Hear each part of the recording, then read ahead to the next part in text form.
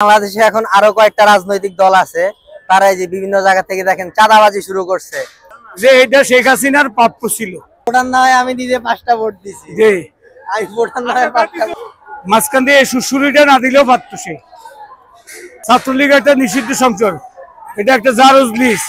মুজিবের যে বাসভবন এখানের জন্য জাতীয় টয়লেট হিসেবে এটাকে স্বীকৃতি দেওয়া হয় এবং এটার জন্য আম করে দেওয়া হয় যে সকল মানুষ এখানে বিভিন্ন মানুষ রাস্তাঘাটে হাঁটাচলা করে তাদের জন্য যেন এটা আম করে দেওয়া হয়, কোনো ধরনের বেনিফিট বা কোনো ধরনের টাকা দিয়ে যেন এখানে টয়লেট করতে না হয়, ফ্রি করেছি। যে সাপ মেরে লেজে একটু সাপ মেরে লেজে প্রাণ রেখে দিয়েছি, এই লেজটাও ঘুরিয়ে দিব ইনশাআল্লাহ। যারা জুলাই আন্দোলনে সুবিধা নিচ্ছে, যারা এখন দেশ পরিচালনা করে, তারা কিন্তু এখানে আজকে আমাদের ছাত্র জনতার মাঝে আসে নাই। যে ফ্যাসিস্ট সরকার খুনি শেখ হাসিনা যে পাপ করেছে তার পাপের একটা বদলা এটা। কেননা বিগত যে সকল ফ্যাসিবাদী বা কিংবা জালেম সরকার বা পূর্ববর্তী জামানায় যে সমস্ত জালেম সরকার ছিল, তারাও তাদের এই অপরাধের কারণে তাদেরও যে বাসভবন বা তাদের যেই রাজকীয় কার্যালয় এগুলা ধসে পড়ে গিয়েছিল এবং মানুষের আক্রমণ এগুলো ভেঙে গিয়েছিল। ঠিক তেমনই একটা নমুনা এই বর্তমান বিগত ফ্যাসিস্ট সরকার খুনি শেখ হাসিনার কার্যালয় বা তার বাবার বাসভবনে তেমনটাই ঘটেছে। যে বিগত হুজুর আকরাম সাল্লাল্লাহু আলাইহি ওয়াসাল্লামের জমানায় হুজুর সাল্লাল্লাহু আলাইহি ওয়াসাল্লামের সবচেয়ে বড় শত্রু ছিল আবু জাহেল।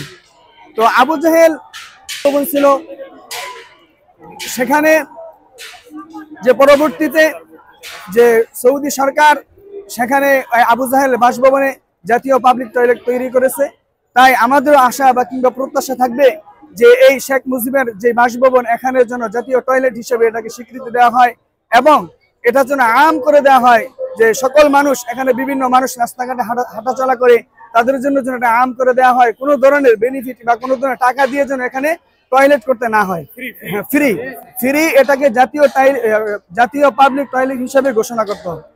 যে গতকাল কেসে 5 তারিখে 6 মাস পূর্ণ হলো, সেই এইভাবে ইউটিউবে বা বিভিন্ন চ্যানেলগুলিতে সে বলছে যে সে লাইভে আসবে। এরা এই কাজটুকু করতে পারে না, সো দ্যাট এদের এই আওয়ামী লীগের এই উপমহাদেশে, বাংলাদেশে তো নাই, এদের সংগঠন বিলীন হয়ে গেছে। সুতরাং তাদের অস্তিত্ব ওই মাটির লোকে মিশে আলাইছে এই জাতি। ইনশাল্লাহ বাংলাদেশের মানুষ এই যে ছাত্র জনতা এক হয়ে গেছে, জবরদল পাথরের মতো দেশে চাপি এইভাবে বসা ঠিক না। বিনা ভোটের আজ থেকে যাদের 18 বছর 20 বছর আগে সন্তান জন্ম হয়েছে তারা একটা ভোট দিতে পারেনি, যাদের 40 বছর তারাও ভোট দিতে পারেনি। আমাদের এই 67 বছর বয়স, আমি গত 18 বছর ভোট দেইনি, ভোট কেন্দ্রে গেছিলাম পিঠে বাইর করে দিচ্ছে। এই হইলো আওয়ামী লীগের শাসন। আমরা স্বাধীনতা যুদ্ধ দেখেছি, কিন্তু আওয়ামী লীগের শাসনের সময় এত অত্যাচার দেয়নি। কত মায়ের বুক খালি হয়েছে, কত সন্তান হারা হয়েছে, কত স্বামী হারা হয়েছে। পাকিস্তানিরা এত অত্যাচার করেনি। এক কথা যদি বলা যায়, আল্লাহ পাক তাদেরকে হেদায়েত তো হইব না, তাদের নিশ্চিত তারা জাহান্নামে যাবে। টাকার কথা তো বাদ দিলাম, আমরা সুবিধা নিই নাই, যারা সুবিধা নিচ্ছে এরা আজকে এখানে সেগুলাতে কখনোই যায় না। এই আইডির জন্য গ্রেফতার হয়েছে ইনশাআল্লাহ কয়েকবার। আমার নেতা